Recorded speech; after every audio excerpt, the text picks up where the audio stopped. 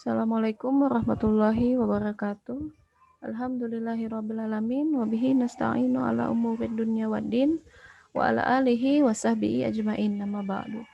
Baik, hari ini pembahasan kita hari ini adalah mengenai materi dan perubahannya. Sebelum kita mulai terkait pembahasan lebih lanjut yaitu mengenai perubahan materi, tentunya kita perlu mengetahui dulu sebenarnya apa sih materi itu. Uh, Jadi materi itu adalah segala sesuatu yang memiliki massa dan menempati ruang. Nah, kemudian bagaimana dengan udara dalam balon? Apakah juga termasuk dalam materi? Baik, kita akan membahas secara kita bahas lebih lanjut lagi. Jadi materi itu sendiri dikelompokkan menjadi 3 kelompok. Yang pertama adalah padat, yang kedua adalah cair, dan yang ketiga adalah gas. Untuk padat, dia memiliki sifat tertentu. Sama juga cair dan gas juga masing-masing memiliki sifat tertentu. Untuk padat itu dia memiliki bentuk dan volume yang tetap. Bisa dilihat di sini ya. Ketika benda padat yang berwarna biru ditempatkan pada kotak yang besar berbentuk kubus, dia bentuknya ya tetap begitu sesuai dengan bentuknya. Tidak yang memenuhi kubus yang ada di tempat di mana dia ditempatkan. Beda kayak dengan materi cair.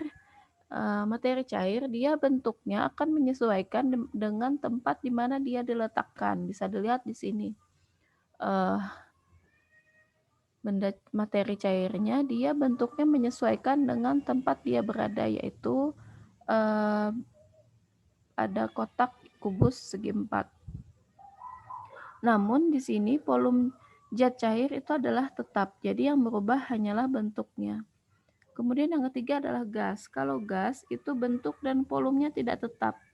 Dia akan mengisi seluruh ruang yang ditempati. Bisa dilihat di sini ya, dia memenuhi seluruh ruang dari tempat di mana dia diletakkan. Kemudian kita lanjutkan kepada pengelompokan perubahan materi. Perubahan materi itu terdiri dari 2. Ada perubahan fisika, ada juga perubahan kimia.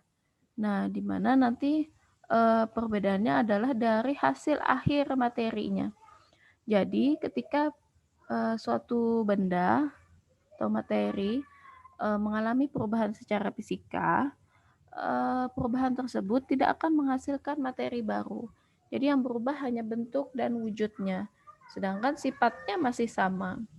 Kemudian kalau perubahan fisika atau reaksi kimia, kemudian perubahan kimia atau reaksi kimia, yaitu perubahan yang menghasilkan materi yang baru. Jadi bisa dilihat ya di situ bedanya. Nah di sini contohnya kalau perubahan kimia nasi yang menjadi basi.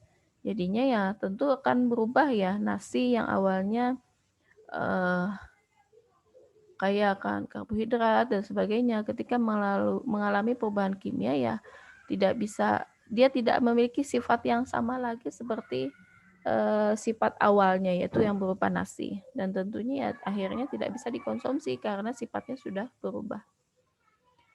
Kemudian untuk lebih lanjut terkait perubahan fisika bisa dilihat pada skema ini, pada gambar ini.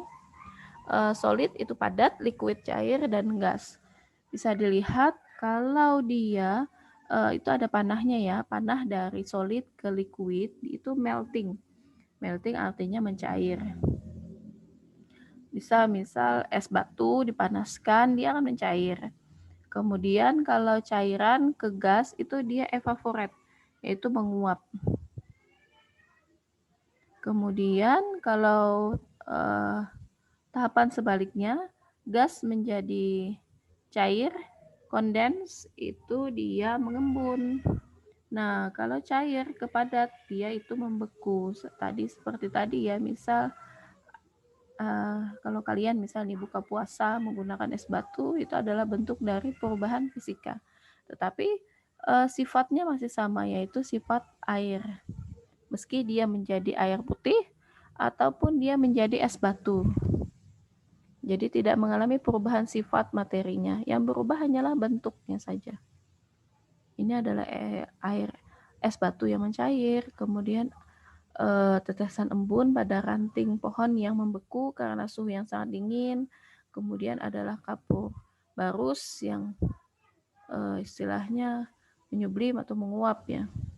Nah, kemudian ini mungkin yang sering kalian alami ketika ada hujan, itu juga adalah bentuk contoh perubahan secara kimia.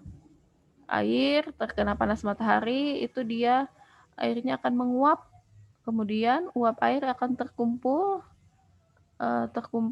terkena matahari lagi, akhirnya ya turun menjadi air hujan.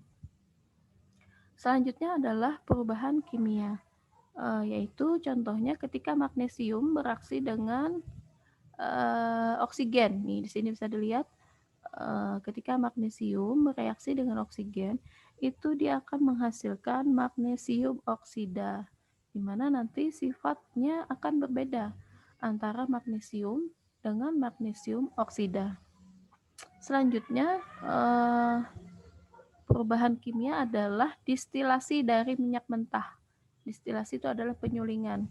Jadi ketika minyak mentah disuling, dia akan menghasilkan beberapa jenis materi.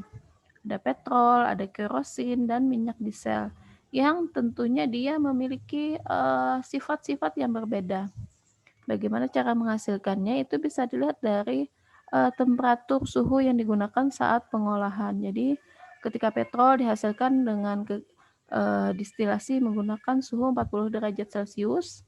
Nah, kerosen itu adalah 180 derajat Celcius. Jadi tingkatan suhu yang berbeda akan menghasilkan materi yang berbeda juga, yang tentunya akan menghasilkan materi dengan sifat yang baru, berbeda dengan sifat awalnya yaitu berupa minyak mentah. Baik, sampai di sini dulu apa yang bisa saya sampaikan. Semoga bisa dipahami dengan baik. Saya akhiri. Wassalamualaikum warahmatullahi wabarakatuh.